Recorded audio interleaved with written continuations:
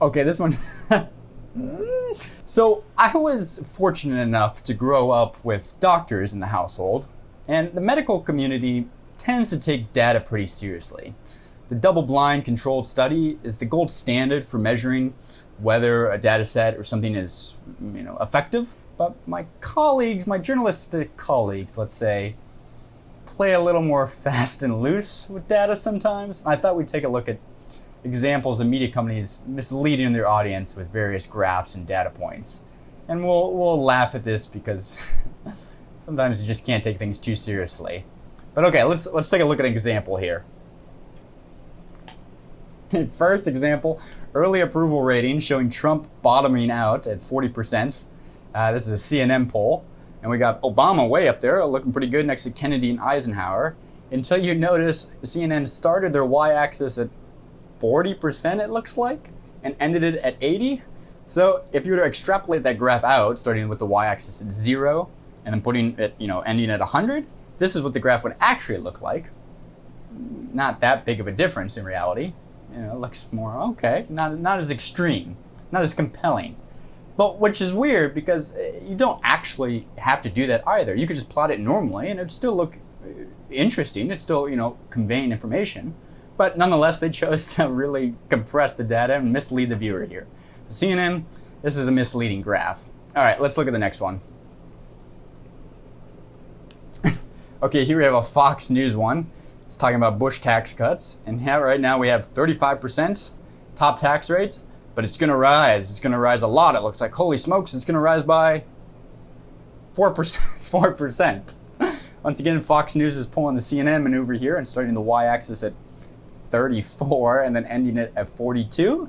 So making it look very dramatic and extreme, like when the Bush tax cuts expire, look at how much it's going to go up. In reality, it goes up like this much, once again, if you were to plot it on the kind of proper y-axis. All right, let's look at another one. Misleading Fox News, no good. Obamacare enrollment, 6 million. Goal, 7 million. I guess they're trying to say that Obamacare missed its goal here by a lot because it looks like the 6 million is small compared to the 7 million. But there's no numbers on the y-axis and no numbers on the x-axis. And if you were to take that 6 million and double it, 12 million on the left side, or the right side, depending on how you're viewing this video, I still feel like it wouldn't be the same size as the 7 million graph. So it's obviously not to scale here. This graph is terrible. This graph's rubbish. This graph you can get to say whatever you want. I don't know what pundit or journalist was using this at Fox News, but this is a misleading graph. And this graph reminds me of a saying I heard one time about data, which is, data are like people. If you torture it long enough, you can get it to say whatever you want. Something to think about. All right, let's take a look at another one. Okay, cost of gas. This one took me a second. It was $3.17 last year. And then it goes up to $3.51 and then $3.57. Look at it rise, except for on the x-axis, they have 1 year the same length as 1 week. So they go all the way to a year to last week, and then last week to current is the exact same distance on the x-axis. This one's pretty bad. What kind of graph is this? This is a sneaky one too. No good, Fox News. Misleading. But it's not just Fox News. Let's keep looking at other ones. Okay, this one. This one cracks me up. The Apollo moon landing cost the equivalent of $600 billion by money. Money, whatever money is. But where do they get this number 600 billion from? Well, let's take a look. That number comes to a jaw-dropping $283 billion after inflation from the 1970s. Okay, they're talking about Apollo. It cost $21 billion in 1970, adjusted for inflation, that's $200 billion.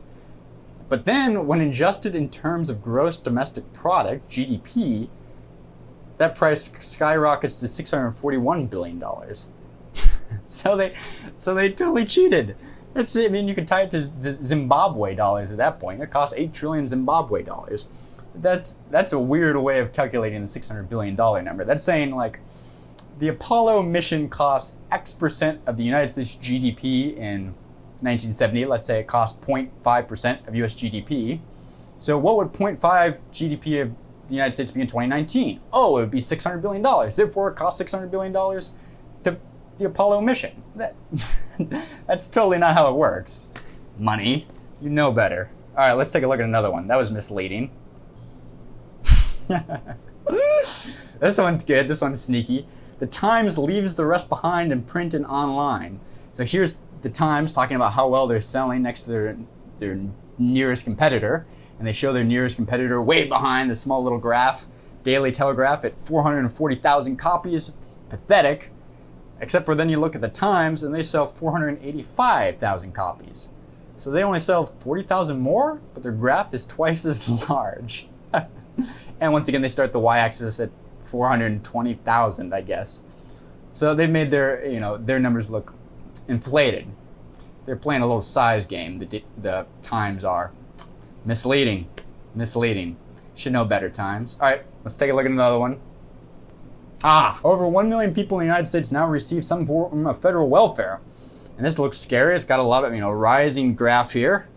But then we look at the fine print, and it says figures include anyone residing in a household in which at least one person received a benefit program, excluding Social Security or Medicare.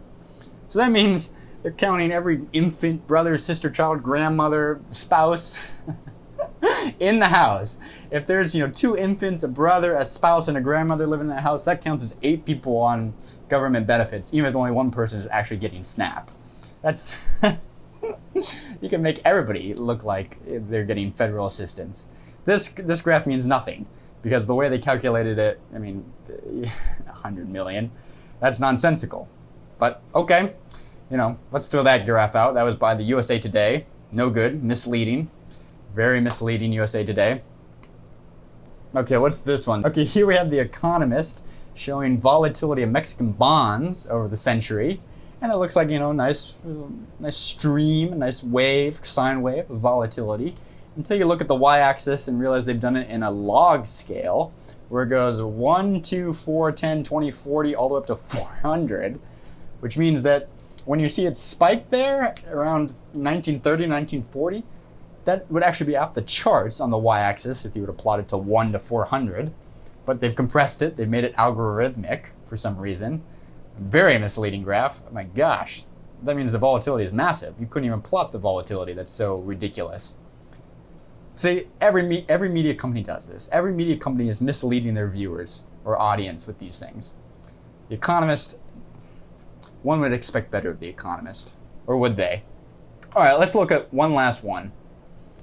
Another CNN one. Poll. Warren rising, nearly tied with Sanders for second. We got Joe Biden, Elizabeth Warren, Bernie Sanders, and a whole bunch of percentage points that what? Choice for nominee. This graph makes no sense. This graph is failing at its job to convey information effectively. Oh, okay, I understand. It's saying the people that support Joe Biden or Elizabeth Warren or Bernie Sanders, each of their supporters, how excited were they about the debates or tuned in for the debates? So Joe Biden, 32% were excited about the debates. Bernie Sanders supporters, 9% were excited about the debates. This graph sucks, CNN. This graph took me a while to figure out. Who could figure this graph out if you flash it for 5 seconds? I do this for you guys. So hopefully you're now aware that, lots of media companies will manipulate data, use graphs to mislead their audience, convey some sort of narrative, whatever they're trying to peddle at the moment. And it's not really a political thing. It's a bipartisan agreement to manipulate data, to sell their audience on something.